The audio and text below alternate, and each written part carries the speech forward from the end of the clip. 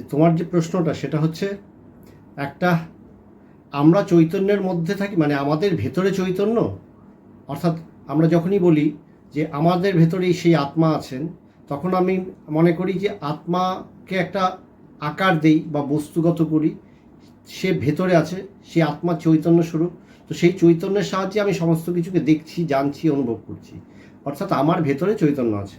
আবার একটা হচ্ছে যে আমার ভেতরে থাকলে, মানে চৈতন্য আমার ভেতরে, আমার এই দেহের ভেতরে কোথাও একটা চৈতন্য আছে, তবে আমি সেই চৈতন্যই সমস্ত কিছু, মানে সমস্ত কিছুকে পরিব্যাপ্ত করে আছে। তো তিনি ভেতরে না বাইরে না কোথায়, জিনিসটা এই ধরনের একটা কনফিউশন সবারই থাকে প্রাথমিক অবস্থায়। কারণ আমরা প্রত্যেকটা জিনিস বস্তুগত করার চেষ্টা করি, একটা আকার দেওয়ার চেষ্টা করি, একটা স্থান দেওয়ার চেষ্টা করি।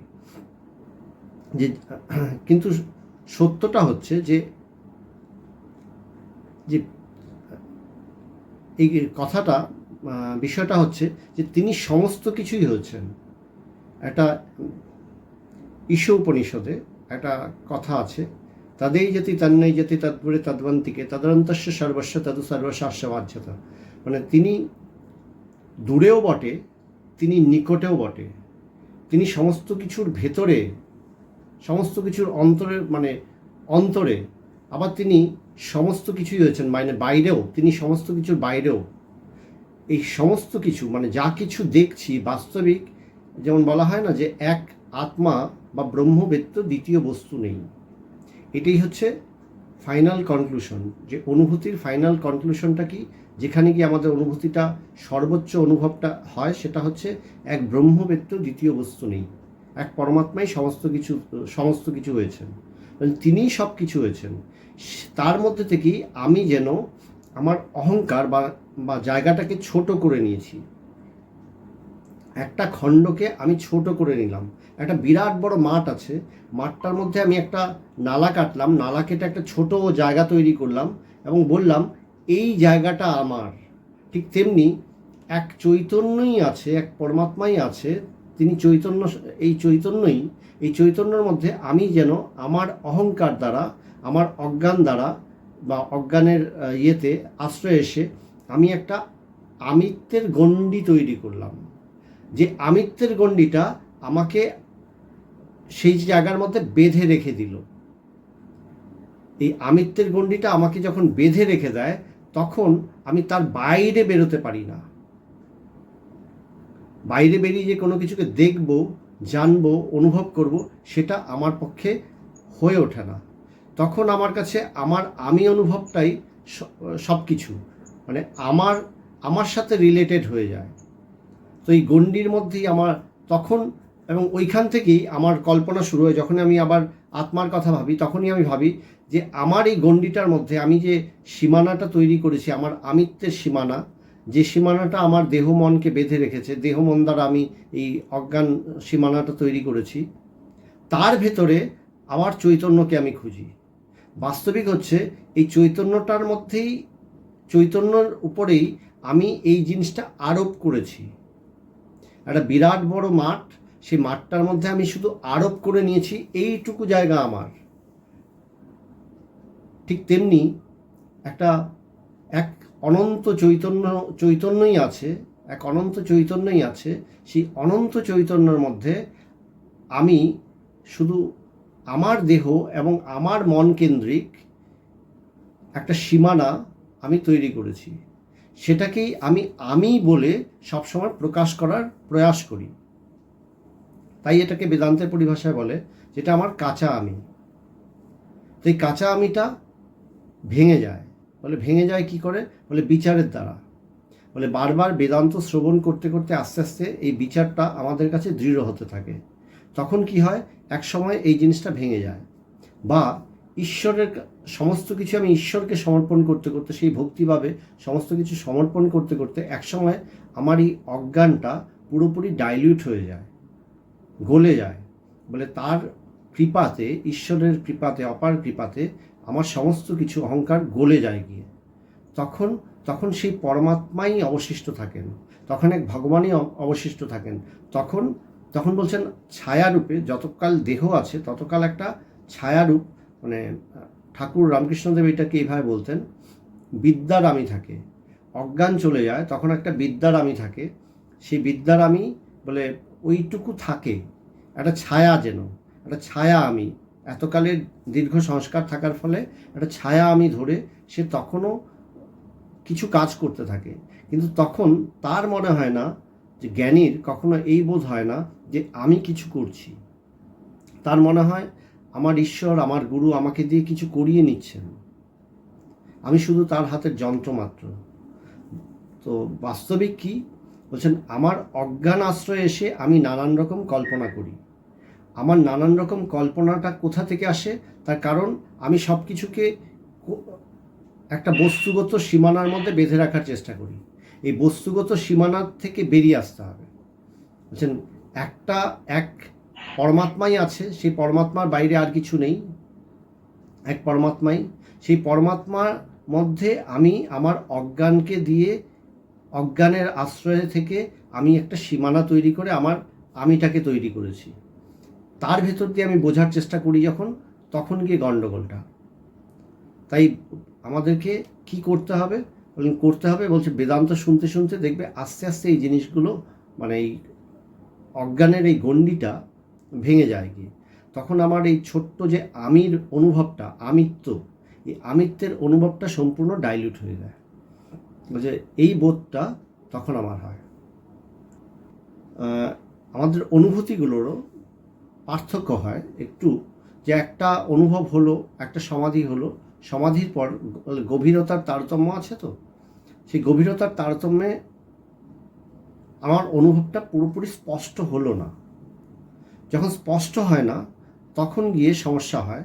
বলছেন সেই জায়গাটাকে কি করতে হয়? বলছেন বিচারের দ্বারা পরিপূরণ করতে হয়, বা এই বেদান্ত শুনতে শুনতে সেই জায়গাটা আমার সংস্কারটা দৃঢ় হয়। আসলে কি হয়, আমরা সংস্কার নির্ভর। আমি যখনই কোনো কিছুকে বুঝি বা ধারণা করার চেষ্টা করি, তখনই আমি আমার মনের উপরে ডিপেন্ডেন্ট হয়ে যাই। আমাদের এখানে একটা সুন্দর জিনিস, একটু ডিফারেন্সটা বোঝার চেষ্টা করতে হবে। আমরা বাস্তবিক সেই জ্ঞানের দ্বারা, শুদ্ধ জ্ঞানের দ্বারা সমস্ত কিছুকে ধারণ করি না। আমরা কি করি? অজ্ঞানের আশ্রয় থেকে, মনের আশ্রয় থেকে, সংস্কারের আশ্রয় থেকে যে কোনো জিনিসকে ধারণা করার চেষ্টা করি, ধারণা করি। তো সেই যে দীর্ঘকালীন এক অজ্ঞানের আশ্রয় থেকে যে সংস্কারের বশবর্তী হয়, আমি সমস্ত বস্তুকে ধারণা করছি, আমার অনুভবকে ধারণা করছি, সেই অনুভবগুলো আস্তে আস্তে বলছেন গভীর অনুভূতির সাথে সাথে সেইগুলো গলতে শুরু করে বা ডাইলিউট হতে শুরু করে। অবশেষে কি থাকে, যখন সম্পূর্ণ, মানে বলছে না, পূর্ণ চৈতন্য যখন হয়ে যায়, সমস্ত অজ্ঞান যখন নাশ হয়ে যায়, চিরতরে নাশ হয়ে যায়, তখন গিয়ে বলছেন তার জ্ঞানের সংস্কার। তখন তার কাছে এটা দিনের আলোকের মতন স্পষ্ট যে এক ব্রহ্মই আছে, এক ব্রহ্ম ব্যতীত দ্বিতীয় বস্তু নেই। কিন্তু যতক্ষণ পর্যন্ত অজ্ঞান কিছুমাত্র আছে, ততকাল পর্যন্ত আমার ধারণাটা সম্পূর্ণ স্পষ্ট হয় না। সেই জন্য কি হয়, প্রাথমিক অবস্থায় বলছেন কিছুটা অনুভব হলো, আর বাকিটা এই বেদান্ত শ্রবণ, মনন, চর্চা, এই দ্বারা নূতন করে আমি সেই ব্রহ্ম সংস্কার তৈরি করার চেষ্টা করছি আমার ভেতরে। সেই ব্রহ্ম সংস্কার বা ঈশ্বরের সংস্কার, সেই সংস্কারটা আমার যত দৃঢ় হয়, অনুভবটাও যেন ততই গাঢ় হতে থাকে। তো ভগবান এই কথাটাকে খুব সুন্দরভাবে বলতেন কেমন জানিস? এই কথাটা আগেও অনেকবার শুনিয়েছি তোমাদের, যে একটা বাচ্চা শিশু, সে রাত্রেবেলা ঘুমিয়ে পড়েছে, মা তাকে ঘুমের মধ্যেই উঠিয়ে খাইয়ে দিয়েছে। সে ঘুমিয়ে ঘুমিয়ে সে খেয়েছে, খেয়ে আবার ঘুমিয়ে পড়েছে, ঘুমের মধ্যেই সে খেয়ে নিয়েছে। পরে যখন তার ঘুম ভেঙেছে, সে উঠে কনফিউজড, বলে কালকে তো রাত্রেবেলা আমি খেলাম না। মা বলছে না না, তুই খেয়েছিস, তুই ঘুমের মধ্যে খেয়েছিস। বলে না, আমি তো কিছু বুঝিনি। তো আমাদের বিষয়গুলো ঠিক তেমনি, যখন একটা আধ্যাত্মিক অনুভব হয়, প্রাথমিক অবস্থায় গুরুর কৃপায় যখন আধ্যাত্মিক অনুভব হয়, তখন হয়তো একদিনের জন্য বা কিছুক্ষণের জন্য আমার কাছে বিষয়টা একদম স্পষ্ট, এক ব্রহ্মবেত্য দ্বিতীয় বস্তু নেই, বা এক ঈশ্বরই আছেন, সব কিছু তিনিই করাচ্ছেন, এভাবে আমাদের অনুভূতিতে স্পষ্ট হয়। কিন্তু এই অজ্ঞানের সংস্কারটা থাকার ফলে কি হয়, সেই অনুভূতির দৃঢ়তাটা অতটা বলিষ্ঠ না হওয়াতে আবার যেন পুনরায় আমি সেই জায়গাটার মধ্যে ঢুকে পড়ি। যেমন পুকুর থেকে কচুরিপানা সব সরানো হলো, আবার যেন কচুরিপানা ধীরে ধীরে ধীরে ধীরে আবার পুকুরটা ঢেকে দিল, ঠিক এই রকমই হয়।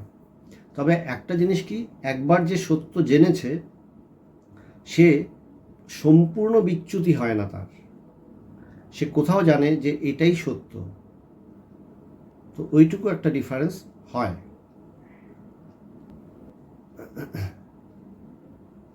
মানে সংসারের মধ্যে এটা তো ভীষণ সত্যি কথা যে আমাদের অশান্তি হয়, মনের আপ ডাউন লেগেই থাকে। তো এই জিনিসটা হয়, এটাকে অস্বীকার করার কোনো উপায় নেই আমাদের, এটা হয়।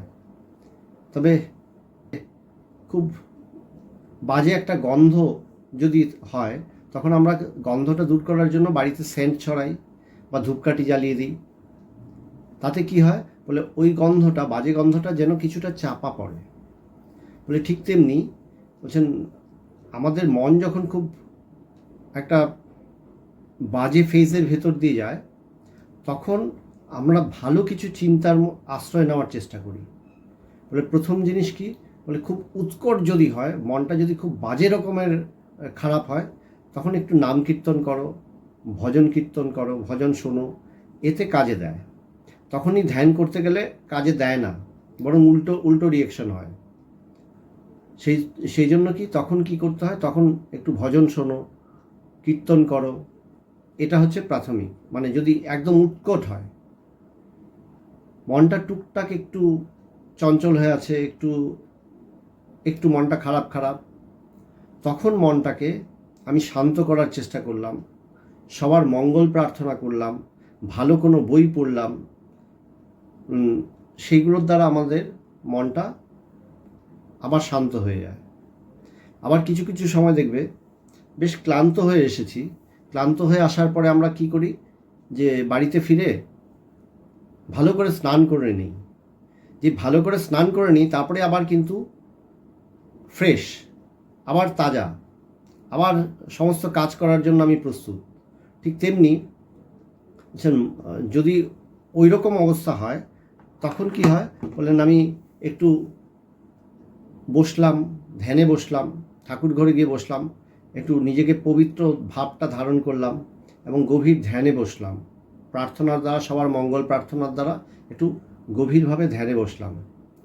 জপ ধ্যানটা ঠিকভাবে হলে তখনও গিয়ে আবার মনটা পাল্টে যায়। তো আসল যে জিনিসটা হচ্ছে বলছে, নিজের সাথেই একটা লড়াই। এই লড়াইটা কি বলছেন, এই সংসার তোমাকে সবসময় দুঃখী করার চেষ্টা করবে।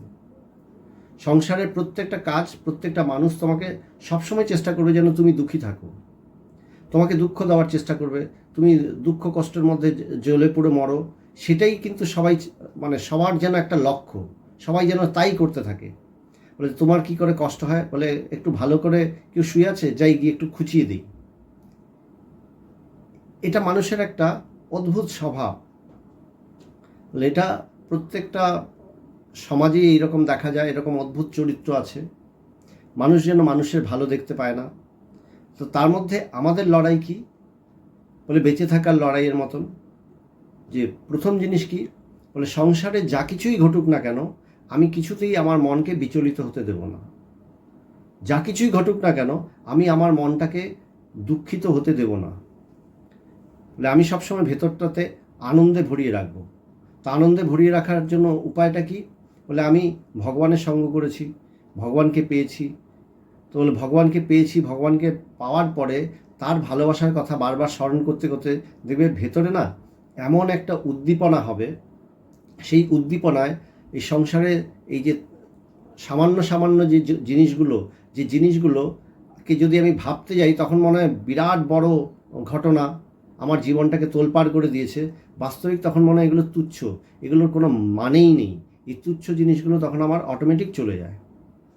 লড়াইটা হচ্ছে নিজের সাথে, যে আমি দুঃখ কষ্টের মধ্যে থাকবো না, আমি হাসি খুশি থাকবো, আমি আনন্দে থাকবো, আমি ভগবানকে নিয়ে থাকবো, এবং আমি সবসময় একটা প্রাণদীপ্ত থাকবো, যে আমাকে কিছু করতে হবে, ভগবানের জন্য কিছু করতে হবে। বললেন তুমি নিজের জন্য করতে করতে তুমি ক্লান্ত হয়ে যাবে, কিন্তু তুমি যখনই ঈশ্বরের জন্য করবে, ভগবানের জন্য করবে, গুরুর জন্য করবে, তখন তোমার ভেতরে সবসময় একটা স্পিরিট থাকবে। তুমি নিজের জন্য করো, শুধু নিজের পরিবারের জন্য করো, দেখবে কিছুদিন পরে না তোমার ভালো লাগবে না, তুমি পারবে না করতে। তুমি মানুষের জন্য করো, তুমি গুরুর আদেশে কাজ করতে থাকো, দেখবে তোমার ভেতরে প্রচুর স্পিরিট। তখন দেখবে অনেক বড় বড় আঘাতও তোমার জীবনে আসলেও দেখবে ওইগুলোকে গায়ে লাগবে না। আর নয়তো নিজের জন্য করতে গিয়ে দেখবে সামান্য আঘাতও প্রচণ্ডভাবে গায়ে লাগবে। একটা পিরিয়ডে জীবনটা ক্লান্ত হয়ে যায়, একটা পিরিয়ডে আর চলতে ইচ্ছা করে না। তখন মানুষ অভ্যাসের আশ্রয় গ্রহণ করে। এই যে মানুষ নেশা টেশা করে, নেশা করার পিছনে কারণটা কি? নেশা করার পিছনে কারণ হচ্ছে তাদের কাছে কোনো আদার অপশন নেই। বুঝছেন, সব থেকে বড় নেশা কি? বলে গুরুর এই ভালোবাসা, ভগবানের এই ভালোবাসাটার অনুভব হৃদয়ে যদি আমার দৃঢ় হয়, তখন আমার সমস্ত নেশা ছুটিয়ে দেয়। তখন আমার অন্য কোনো কিছুর আর প্রয়োজন পড়ে না। মানে তার ভালোবাসার স্মরণ করতে করতেই আমি পাগল হয়ে যাই। ওই জায়গাটায় নিজেকে দাঁড় করাতে হয়। আস্তে আস্তে বলছেন নিজের ভক্তিটার উপরে বিশ্বাস রাখো। বলে যেভাবেই হোক ভগবানের কাছে তো এসেই পড়েছ, ভগবানের স্পর্শ তো লাভ করেছই।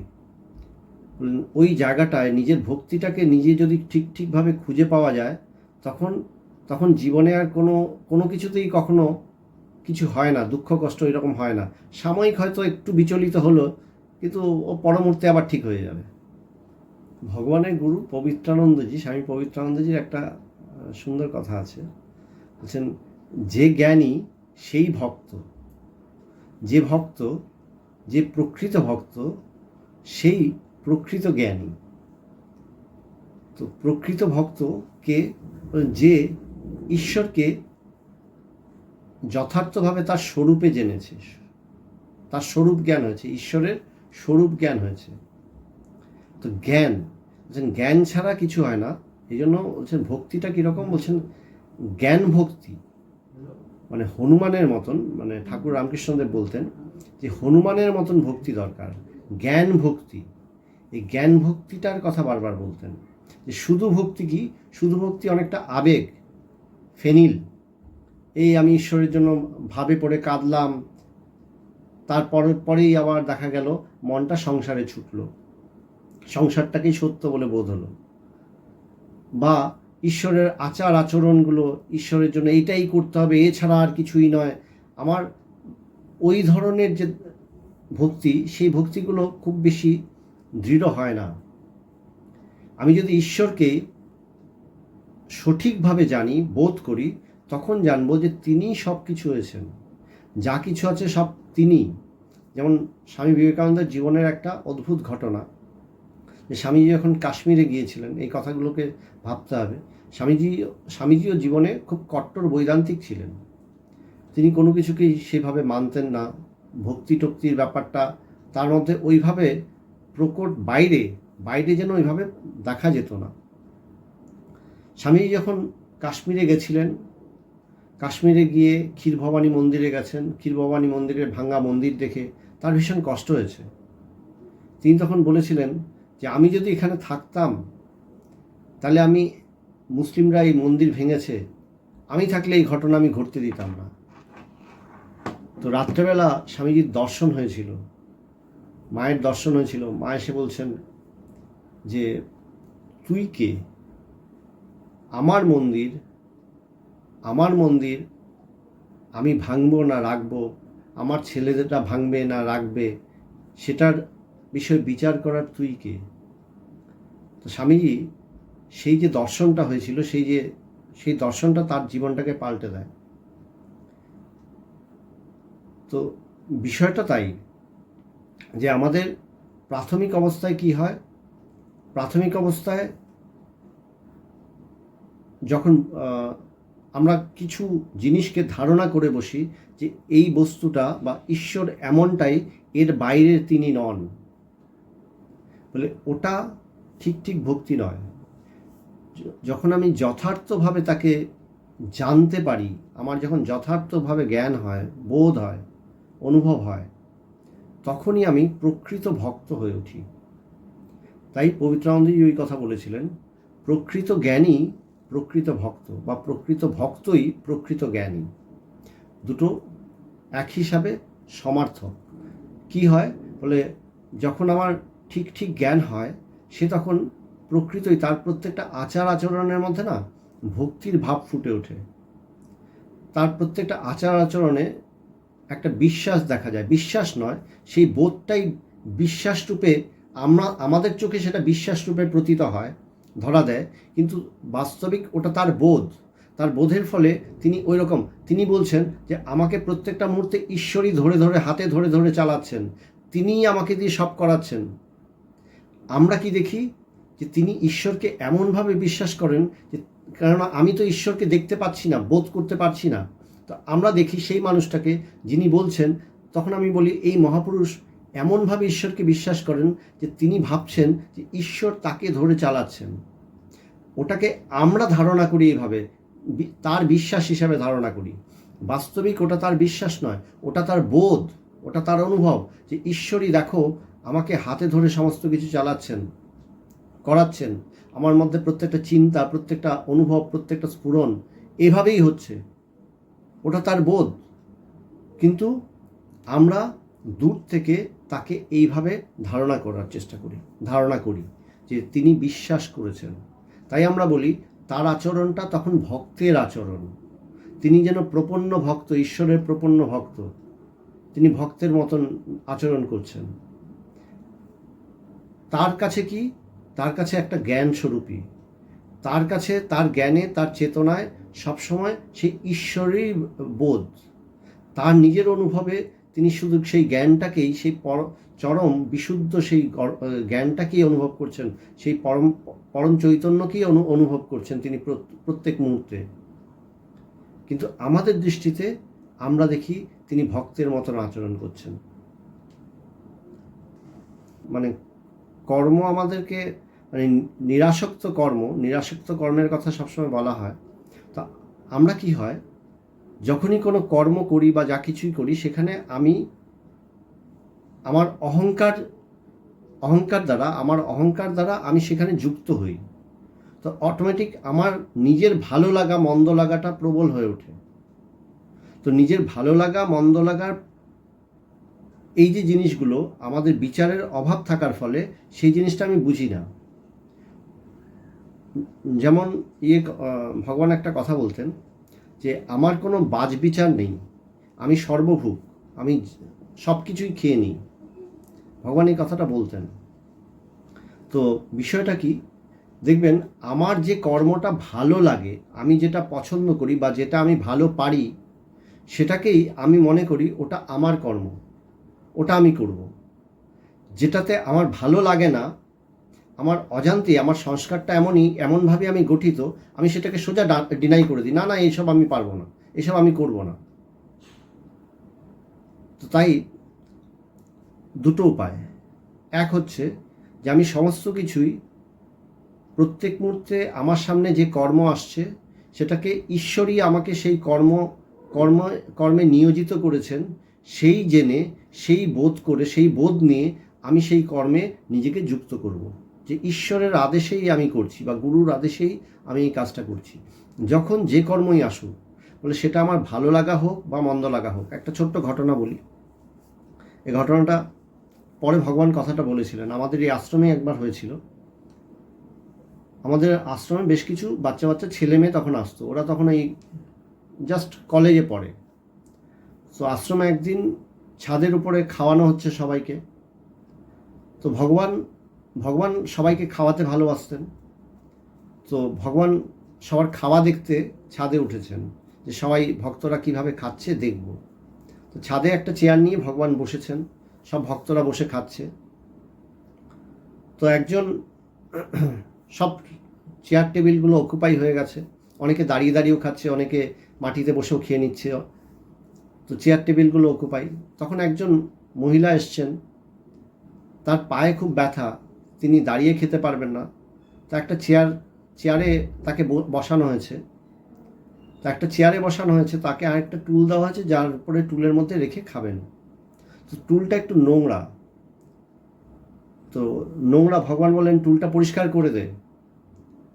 তো টুলটা পরিষ্কার করে দে, এখন কাপড় পরিষ্কার করার জন্য তো কাপড়টা আনতে হবে, কাপড়টা এনে পরিষ্কার করব।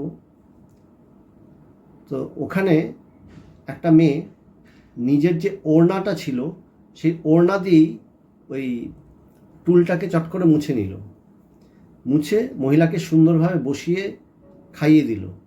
তো ভগবান সেই ঘটনাটা খুব প্রশংসা করলেন, বলেন এই যে পরোয়া করলো না যে আমার ওড়না, আমার জিনিসটা নোংরা হয়ে যাবে, এটাই আমি গায়ে দিয়েছি, আমার এই জিনিসটা নোংরা হয়ে যাবে, বলছেন তখন এটা করা প্রয়োজন, করে নিলাম। এই ছোট্ট ঘটনাটা কি দেখাচ্ছে? যে আমার ভালো লাগা বা মন্দ লাগা নয়, আমি গুরুর আদেশে, ভগবানের আদেশে যখন যে কর্মে আমি নিয়োজিত হলাম, তখন আমার সামনে যেটাই আসুক আমি করে নিচ্ছি। তো ভগবান সেটাকে খুব প্রশংসা করেছিলেন, বলছেন হ্যাঁ আমি এটাই চাই। তো কর্ম রহস্যটা হচ্ছে এটা, যে যখন আমার সামনে যে কর্মই আসুক, কখনো কর্মটা আমার ভালো লাগা বা মন্দ লাগার সাথে যুক্ত হবে না। সেই কর্মটা যখন যে কর্মই আসবে সেই কর্মটা আমি করব। এখন কথা হচ্ছে যে ধর্মসঙ্গত কিনা সেটা কিন্তু আমাকে একটু বিচার করে দেখে নিতে হবে। ধর্মসঙ্গত অর্থাৎ যে কর্ম আমার এবং সবার মঙ্গল করে সেটাই ধর্মসঙ্গত।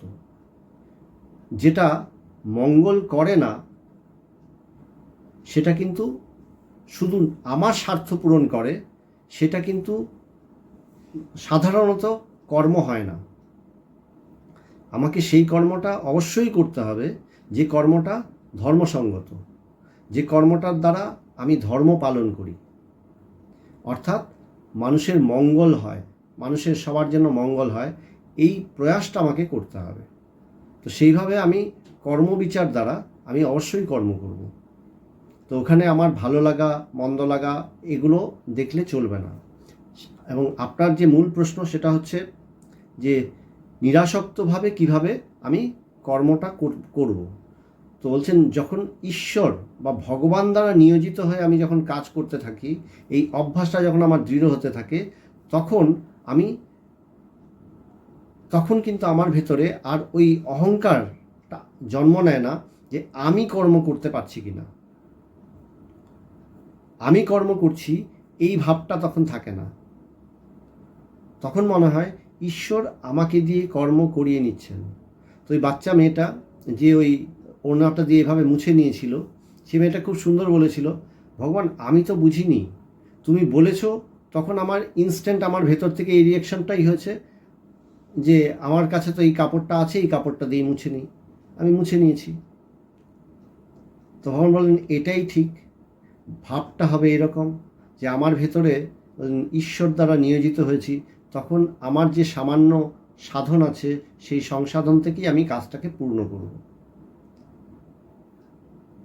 তো তখন আর আমার সেই মেয়েটার কিন্তু তখন সেই ভগবান খুশি হচ্ছেন তাই সে খুশি, কিন্তু তার ওই বোধ হচ্ছে না যে আমি বিশেষ কিছু একটা করে ফেলেছি। তো সে তখন নিরহংকার। এটাই হচ্ছে কর্ম রহস্য। তাই ভগবান যাকে নিয়োজিত করেন, যে কর্মে নিয়োজিত করেন, সে সবসময় কর্ম করে।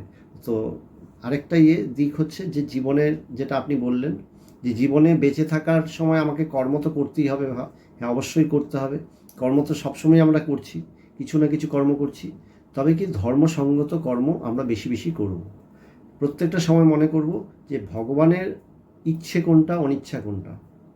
ভগবানের ইচ্ছে অনুসারে যত আমরা কাজ করতে পারবো, ততই আমরা কিন্তু এই নিরাসক্ত ভাবে আমার কর্মটা সম্পাদন করব, ততই আমার ভক্তি দৃঢ় হবে, ততই আমার জ্ঞানটাও দৃঢ় হবে। তো সবই একই, এই জ্ঞান কর্ম ভক্তি সব এক, যোগ সব এক।